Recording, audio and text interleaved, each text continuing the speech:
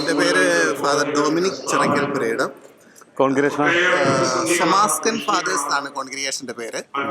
ഈ കോൺഗ്രിഗേഷൻ ഇറ്റലിയിൽ സ്ഥാപിതമാണ്, ഇറ്റലിയിലെ വെനീസിൽ. ഏകദേശം 500 വർഷത്തിലധികം പഴക്കമുള്ള ഒരു കോൺഗ്രിഗേഷനാണ്. എനിക്ക് തോന്നുന്നത് പല രൂപതയിൽ നിന്ന് ഞാൻ മാത്രമേ ഈ ഒരു വിദേശ കോൺഗ്രിഗേഷൻ മെമ്പറായിട്ടുള്ളൂ. അതാണ് അതിൻ്റെ പ്രത്യേകത. അതുപോലെ തന്നെ കോൺഗ്രിഗേഷൻ്റെ പ്രവർത്തനങ്ങളൊക്കെ പല രാജ്യങ്ങളിലായിട്ടാണ്. നമ്മുടെ ഈ നാട്ടുകളിലൊന്നുമില്ല, ഓരോരുത്തരും തന്നെ ഇല്ല. എങ്കിലും കോൺഗ്രിഗേഷൻ്റെ പല മേഖലകളിലും മലയാളികൾ അവിടെ ഇവിടെയൊക്കെ ആയിട്ടുണ്ട്. ഞാൻ അറിയപ്പെടുന്നത് തന്നെ ഈ അച്ചായൻ എന്നൊക്കെയാണ് എന്നെ എല്ലാവരും തന്നെ വിളിക്കുന്നത്. പല അച്ചായൻ എന്നൊക്കെ വിളിച്ച് കളിയാക്കാറുണ്ട്. അതുപോലെ ഞാനിപ്പോൾ ശ്രീലങ്കയിലാണ് ഉള്ളത്. ശ്രീലങ്കയിൽ ഞങ്ങളുടെ സഭയുടെ സ്ഥാപകനായിട്ടുള്ള വിശുദ്ധനാണ് അനാഥ കുട്ടികളുടെയും തെരുവ് കുഞ്ഞുങ്ങളുടെയും അതുപോലെ ദുശീലമുള്ള യുവജനങ്ങളുടെയൊക്കെ സ്വർഗീയ മധ്യസ്ഥൻ. അപ്പം എന്നോട് പലരും ചോദിക്കാറുണ്ട്, എങ്ങനെ ഈ ഇവിടെ ഒന്നും കേട്ടിട്ടില്ലാത്ത ഒരു സ്ഥലത്ത് ചെന്തുപെട്ടു എന്ന് ചോദിക്കുന്നത്. അത് നമ്മുടെ ഒരു പാലക്കാരുടെ ഒരു സ്വഭാവമാണ്, നമ്മുടെ ഒരു മിഷണറി സ്വഭാവമാണ്. അതായത് കണ്ടമാനിലൊക്കെ ഇങ്ങനെ പ്രശ്നങ്ങളൊക്കെ നടന്നപ്പോൾ എൻ്റെ ഒരു വലിയ ആഗ്രഹമായിരുന്നു ഇവരെ രക്തസാക്ഷിയാകുക എന്നുള്ളത്. അപ്പം ഞാൻ ചേർന്ന കോൺഗ്രിഗേഷനിൽ ചെന്നു. അപ്പോൾ അവിടെ ചെന്നപ്പോൾ അവരെന്നോട് പറഞ്ഞു, ഇപ്പം പെട്ടെന്നൊന്നും പലയിടത്തും പോയി ഒന്നും പ്രവർത്തിക്കാൻ പറ്റത്തില്ല, ആദ്യം വൈദികനാകാൻ പഠിക്കണം. അപ്പോൾ ബാംഗ്ലൂർ ചേരികളിലായിരുന്നു ആദ്യ കാലങ്ങളിൽ ഞങ്ങൾ ഓരോരോ പരിപാടികളായിട്ട് ആൾക്കാരെ സഹായിക്കാനൊക്കെ ആയിട്ട് പോകുന്നത്. അപ്പം ചിലപ്പോൾ ചില ഹോസ്പിറ്റൽസുകളൊക്കെ ചെരിച്ച് വെച്ചിട്ട് കുട്ടികൾ നമ്മളെ വിളിച്ചുകൊണ്ട് പോകും, അവരുടെ വീട്ടിലേക്ക് പോകാമെന്ന് പറഞ്ഞ് വിളിച്ചിട്ട് പോകും. ചിലപ്പോൾ ഒരു ഹോസ്പിറ്റൽ ഷീറ്റ് ഇങ്ങനെ ചെരിച്ച് വെച്ചിട്ടുണ്ടാവും, അവിടെ 2 ഇഷ്ടികയും ഉണ്ടാവും, അതിലെന്തെങ്കിലും തിളപ്പിക്കുന്നുണ്ടാവും. അതൊക്കെയാണ് അവരുടെ ഫുഡ്, അവരുടെ വീട്. ശരിക്കും നമുക്കതിനകത്തൊന്നും ഒരു വിഷമവും ഇല്ല എന്നുള്ളതാണ്. നമ്മൾ അതിൽ ചേർന്ന് കഴിയുമ്പം വളരെ സന്തോഷമാണ്. കൂടുതൽ വിഷമങ്ങൾ ഉണ്ടായാലും കൂടുതൽ സന്തോഷമാണ്. എനിക്കറിയില്ല എന്തുകൊണ്ടെന്ന് അറിയത്തില്ല, നമ്മുടെ ഈ നാട്ടിലെ പ്രത്യേകതയാണോ എന്നറിയത്തില്ല. അതുപോലെ തന്നെ കൃഷിയോടുള്ള സ്നേഹം, നമ്മളെവിടെ ചെന്നാലും ഒരു വിഷമവും നമുക്ക് തോന്നാറില്ല. നമ്മൾ ആ പ്രകൃതിയൊക്കെ ഒബ്സർവ് ചെയ്ത് പലതും നമ്മൾ പഠിക്കും, അതുപോലെ നമുക്കറിയാവുന്ന നമ്മൾ ഷെയർ ചെയ്യും. അതുകൊണ്ട് തന്നെ നമ്മുടെ നാട്ടിലെ ആൾക്കാരെ സ്വീകരിക്കാൻ എല്ലാവർക്കും ഭയങ്കര താല്പര്യമാണ്. മറ്റ് ഭാഷയൊന്നും ഒരു പ്രശ്നമേ അല്ല. കാരണം നമ്മളവിടെ ചെന്ന് കഴിയുമ്പം അവർക്ക് അവരുടെ കുടുംബത്തിലെ അംഗങ്ങളെ പോലെയാണ് അവർക്ക് തോന്നുന്നത്. അതും എനിക്ക് തോന്നുന്നു നമ്മുടെ ഈ പ്രത്യേകിച്ച് ഗിരിച്ച് താലൂക്കിലുള്ള ആൾക്കാരുടെ ഒരു പ്രത്യേകതയാണ് എന്ന് എനിക്ക് തോന്നുന്നു. എന്തായാലും ഞാൻ വളരെ സന്തോഷമാണ്. ഇനിയൊരു ജീവിതം ഉണ്ടെങ്കിൽ ഒരു വൈദികൻ, ഒരു മിഷണറി വൈദികനായി ജീവിക്കാൻ തന്നെയാണ് എനിക്ക് താല്പര്യം. ചിലരെന്നോട് ചോദിക്കും, അത് കല്യാണം കഴിച്ച് ജീവിക്കാത്തത് കൊണ്ടല്ലേ എന്ന് ചോദിക്കും. പക്ഷേ ഇനിയും ഒരു അവസരം ഉണ്ടെങ്കിൽ ഈ ഒരു നല്ല മിഷണറി ജീവിതം ഉപേക്ഷിക്കാൻ ഞാൻ തയ്യാറാണ്. അതാണ് എനിക്ക് പറയാനുള്ളത്. വളരെ സന്തോഷമുണ്ട് ഇവിടെ വരാൻ പറ്റിയതിലും ഈ അവധിയോടനുബന്ധിച്ച് ഈ ഒരു മിഷണറി സംഗമത്തിൽ പങ്കെടുക്കാനായിട്ട് സാധിച്ചു. എല്ലാവർക്കും ഒത്തിരി നന്ദി.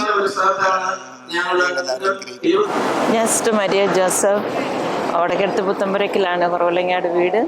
ഞാൻ DSH daughters of the sacred heart കോൺഗ്രിഗേഷനിൽ ചേർന്നിരിക്കും, ഝാൻസിയിൽ. ഞങ്ങളുടെ ജനറലേറ്റ് മാൾട്ടയിൽ. ഇപ്പം ഞാൻ നോർത്ത് ഈസ്റ്റ് ഗാരോ ഹിൽസിലാണ് വർക്ക് ചെയ്യുന്നത്. അവിടെ ഒത്തിരി പാവങ്ങളാണ്. ഒത്തിരി പാവങ്ങളെന്ന് വെച്ചാൽ ഒത്തിരി പാവങ്ങൾ. വീടില്ല, ഭക്ഷണമില്ല, ഒന്നുമില്ല. ഇച്ചിരി ഉടുതുണി പോലും മാത്രമേ അത്രയും ഒന്ന് പറയാനേ ഉള്ളൂ. പക്ഷെ ഒത്തിരി കഷ്ടപ്പെടുന്ന പിള്ളേർ. അപ്പം ഞങ്ങൾ അവരുടെ കൂടെ ജീവിക്കുമ്പോൾ ഞങ്ങളും അതുപോലെ തന്നെ ബാംബു ടിൻ ഷീറ്റ് ഹൗസിലാണ് ജീവിക്കുന്നതും. വെള്ളത്തിന് ഒത്തിരി ബുദ്ധിമുട്ടുണ്ട്, ഭക്ഷണത്തിന് ഒത്തിരി ബുദ്ധിമുട്ടുണ്ട്. എന്നിരുന്നാലും അവർക്ക് എഡ്യൂക്കേഷൻ ഇല്ല. 4ാം ക്ലാസ് ആകുമ്പോൾ ഡ്രോപ്പ് ഔട്ട് ആവുന്ന ക്ലാസ്സുകളില്ല. 6ാം ക്ലാസ് ആകുമ്പോൾ ഡ്രോപ്പ് ഔട്ട് ചെയ്യുന്നു. 8ാം ക്ലാസ്, അത് കഴിഞ്ഞ് പിന്നെ ഹയർ എഡ്യൂക്കേഷൻ ഒന്നുമില്ല. ഞാനൊരു 78 പിള്ളേരെ എൻ്റെ കോൺഗ്രിഗേഷൻ ഞങ്ങൾ സഹായിക്കുന്നു. ഇപ്പോൾ 14 പിള്ളേരെ വീണ്ടും ഞങ്ങൾ ഹയർ എഡ്യൂക്കേഷനുണ്ട്. ഹയർ എഡ്യൂക്കേഷൻ വെച്ചാൽ 8, 9, 10. പക്ഷേ അതിനുശേഷം അവർക്ക് പഠിക്കാനോ മുന്നോട്ട് പോകാനോ ഒരു ജോലി തേടാനോ ഒന്നുമില്ല. എന്തെങ്കിലും വിധത്തിൽ ആരെങ്കിലുമൊക്കെ സഹായിക്കുവാണെങ്കിൽ അവർക്കും ജീവിക്കുവാൻ സാധിക്കും. നമുക്ക് അവരെ സഹായിക്കാനും അവരെ ഉയർത്താനും നമുക്ക് സാധിക്കും. പ്രത്യേകിച്ച് നമ്മൾ കേരളത്തിലുള്ളവരൊക്കെ നല്ല എഡ്യൂക്കേഷനുള്ള ആൾക്കാരാണ്. നമ്മളൊക്കെ നല്ല ബുദ്ധിയും ജ്ഞാനവും കഴിവും ഒക്കെ ഉള്ള മനുഷ്യരാണ്. അപ്പം നമ്മൾ മുന്നോട്ട് വന്ന് ഇതുപോലെയുള്ള കുഞ്ഞുങ്ങളെ സഹായിക്കുവാണെങ്കിൽ തീർച്ചയായിട്ടും നമുക്ക് ഒത്തിരി പേരെ പടുത്തുയർത്താൻ സാധിക്കും. അതുപോലെ തന്നെ ജോലി സാധ്യതയുള്ള മേഖലകളിലൊക്കെ ഈ കുഞ്ഞുങ്ങളെ കൊണ്ടുപോയി ജോലി ചെയ്യിപ്പിക്കുവാനും ഒരു പ്രായപരിധി കഴിയുമ്പോൾ പഠിച്ച് അവരെ മുന്നോട്ട് കൊണ്ടുപോകാൻ നമുക്ക് സഹായിക്കും. ദൈവം നിങ്ങളെ ഓരോരുത്തരെയും സഹായിക്കട്ടെ. എല്ലാവർക്കും ആർക്കൊക്കെ മനസ്സുണ്ടോ, നല്ല മനസ്സുള്ളവർ മുന്നോട്ട് വരിക. നമുക്ക് നമ്മളെ ഈ കുഞ്ഞുങ്ങളെയൊക്കെ പഠിപ്പിച്ച് വളർത്താൻ സാധിക്കും. ദൈവം എല്ലാവരെയും അനുഗ്രഹിക്കട്ടെ. Thank you so much.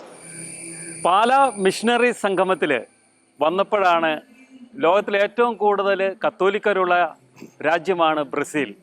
അവിടെ ശുശ്രൂഷ ചെയ്യുന്ന ഒരു പാലക്കാരൻ അച്ഛനെ നമ്മൾ പരിചയപ്പെട്ടു.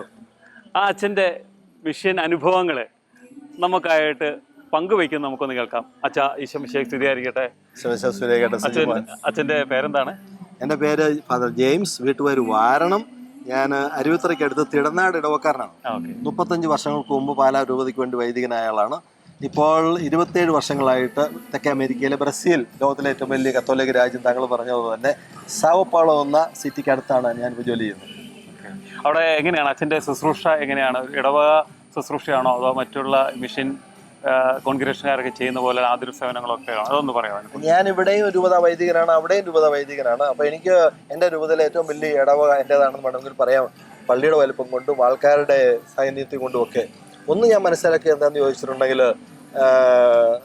നമ്മുടെ ഇവിടെ ഞങ്ങൾ പഠിച്ചുകൊണ്ടിരുന്ന കാലത്ത് ഞങ്ങൾ തമാശയായിട്ട് പറയുമായിരുന്നു, ഞാൻ നനച്ച പുലിയെ പിടിപ്പായിരുന്നു എന്ന് പറഞ്ഞിട്ടുണ്ട്. നമ്മൾ തീരുമാനിച്ചിട്ടുണ്ടെങ്കിൽ പുലിയെ പിടിക്കും എന്ന് പറഞ്ഞതുപോലെ നമ്മൾ മെനക്കെട്ട് ഇറങ്ങിയിട്ടുണ്ടെങ്കിൽ ആൾക്കാർ നമ്മുടെ കൊടുത്ത് നിൽക്കും. എൻ്റെ ഇടവകയെ സംബന്ധിച്ച് എനിക്ക് പറയുവാണെങ്കിൽ, എന്നെ സംബന്ധിച്ച് എനിക്ക് ഒരു പരാതികൾ പറയാനൊന്നുമില്ല. നമ്മൾ ആൾക്കാരെ നമ്മുടെ കാര്യങ്ങൾക്ക്, പള്ളിയിലെ കാര്യങ്ങൾക്ക് ക്ഷണിച്ചിട്ടുണ്ടെങ്കിൽ അവർ വന്നിരിക്കും. നമ്മൾ അവരുടെ കൂടെ ഉണ്ട്, അച്ഛൻ അവരുടെ കൂടെ ഉണ്ടെന്നുള്ളൊരു വിശ്വാസം, നമ്മുടെ ഒപ്പത്തിനൊപ്പം നിൽക്കുക എന്നുള്ളൊരു വിശ്വാസം.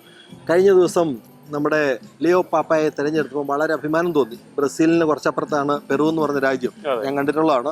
വളരെ പാവപ്പെട്ട ഒരു രാജ്യമാണ്. അവിടെ 20 വർഷം ജോലി ചെയ്ത ആളാണ്. അതുകൊണ്ട് അദ്ദേഹത്തിന് നല്ല കൃത്യമായിട്ട് മനസ്സിലാവും പാവപ്പെട്ടവരുടെയും ഇല്ലാത്തവരുടെയും ബുദ്ധിമുട്ടുള്ളവരുടെ കാര്യങ്ങളൊക്കെ. അത് തിയറിയല്ല, അനുഭവത്തിൽ നിന്ന് പഠിച്ചതാണ്. അങ്ങനെ നമുക്ക് മനസ്സിലാക്കാനായിട്ട് സാധിച്ചു. കാരണം അന്ന് പാപ്പായെ തിരഞ്ഞെടുത്തപ്പോൾ എനിക്ക് ഭയങ്കരമായിട്ട് അഭിമാനം തോന്നി, ഒരു കത്തോലിക്കനാണെന്നുള്ള നിലയിൽ. അത് കഴിഞ്ഞിപ്പം പാലാ രൂപതയുടെ അംഗം എന്ന് പറയാൻ അതിലും ഭയങ്കര അഭിമാനമാണ്. ഇത്രയും ശക്തമായിട്ടുള്ള, ഇവിടെ ആരോ പ്രസംഗത്തിൽ പറഞ്ഞു കേരളത്തിന്റെ വത്തിക്കാനാന്ന് പറഞ്ഞു പാലാ എന്ന് പറഞ്ഞാൽ, അതുപോലെ നമ്മുടെ ആധ്യാത്മിക ഈറ്റിലോ നമ്മുടെ കാരണവന്മാരുടെ പ്രാർത്ഥന കൊണ്ടും സുഹൃത്തുക്കൾ കൊണ്ടുമാണ് ഞങ്ങളൊക്കെ അച്ഛന്മാരായിട്ട് നിലനിൽക്കുന്നത്. അപ്പം നമ്മൾ ഇവിടുന്ന് പോയി അങ്ങനെ ജോലി ചെയ്ത്, ഇപ്പൊ പള്ളിക്കപ്പുറം പിതാവ് പ്രസംഗം പറഞ്ഞപ്പോൾ ഒരു കാര്യം പറഞ്ഞു.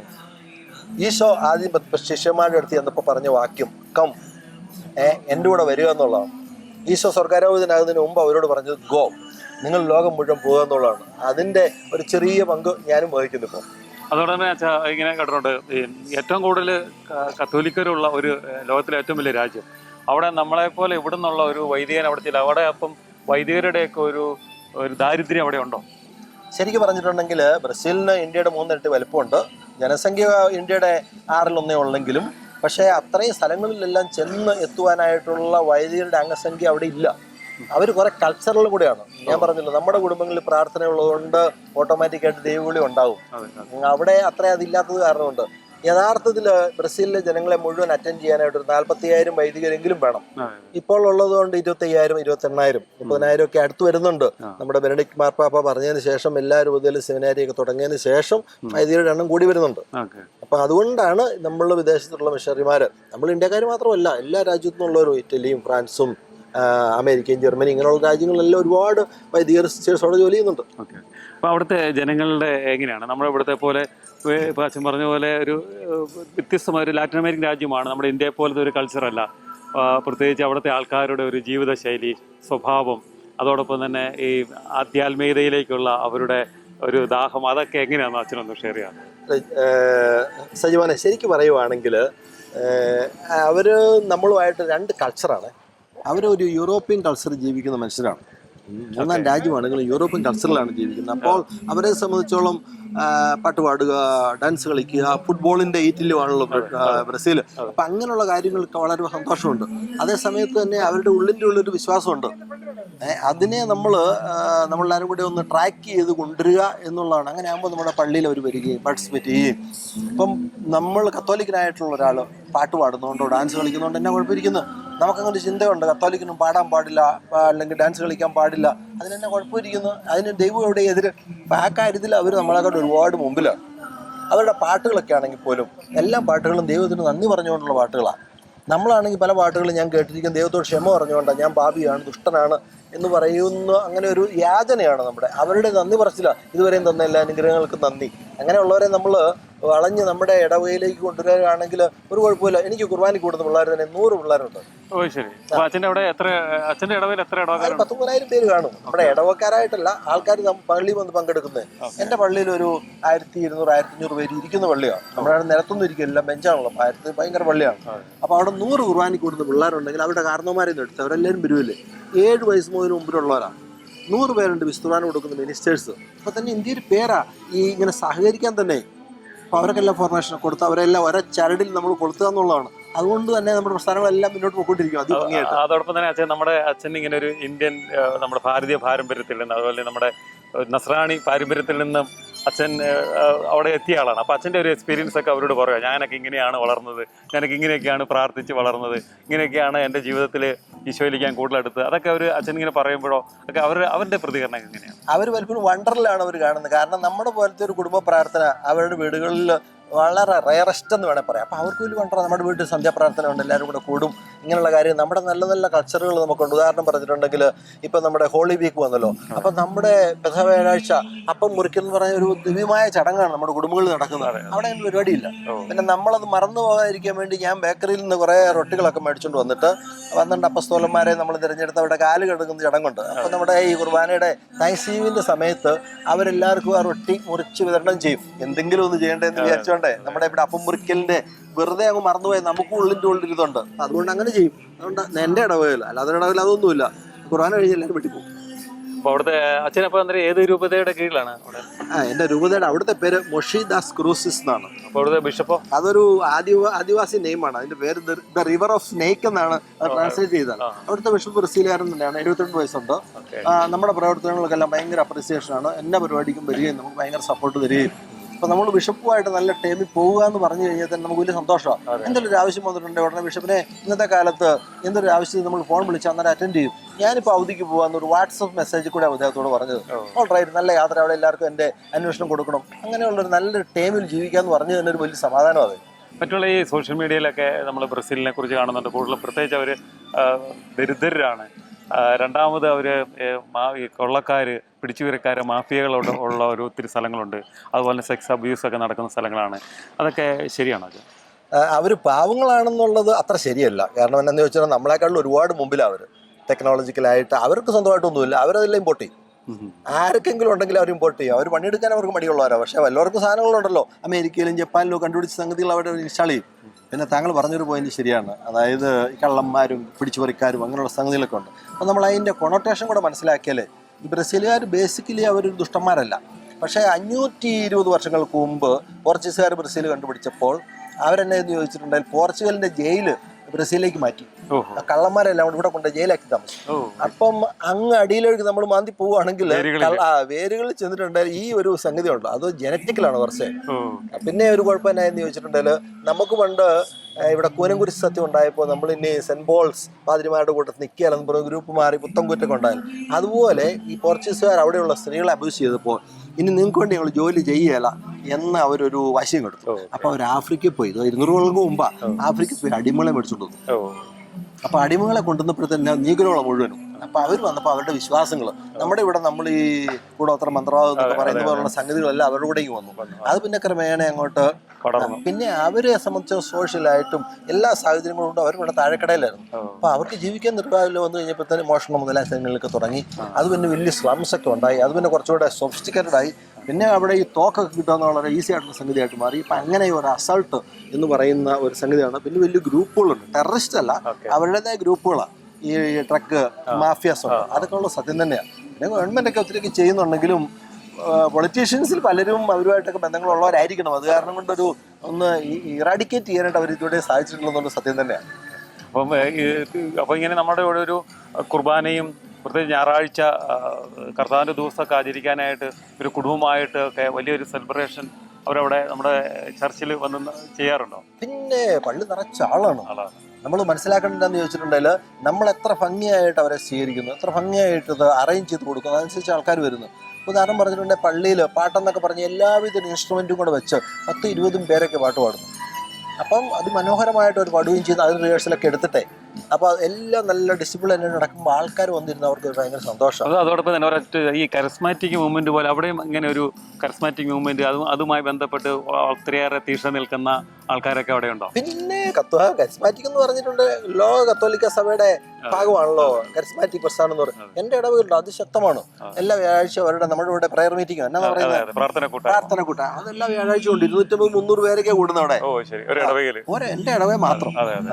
എല്ലാ വ്യാഴാഴ്ച അവർക്ക് പ്രാർത്ഥനയുണ്ട്. പള്ളിയോടുള്ള മറ്റു കാര്യങ്ങളിൽ സഹകരിക്കുകയും വിശുദ്ധ കുർബാനയിൽ അവരെല്ലാവരും പങ്കെടുക്കും. നമുക്ക് എന്തെങ്കിലും ആവശ്യമുണ്ട് അവർ വിളിച്ചിട്ടുണ്ട്, എല്ലാവരും കൈകോർക്കാൻ വരും. നമ്മളതനുസരിച്ച് സപ്പോർട്ട് കൂടെ കൊടുക്കണം കേട്ടോ. അതുകൊണ്ടാണ് ഞാൻ പറയുന്നത്, നമ്മൾ കൈ വിരിച്ച് പിടിച്ചു തന്നാൽ എല്ലാവരും വന്ന് നമ്മുടെ കൈക്കുള്ളിൽ കയറും. അങ്ങനെ കയറി കഴിഞ്ഞാൽ അവരെല്ലാം നമ്മുടെ കയ്യിലാവില്ലേ.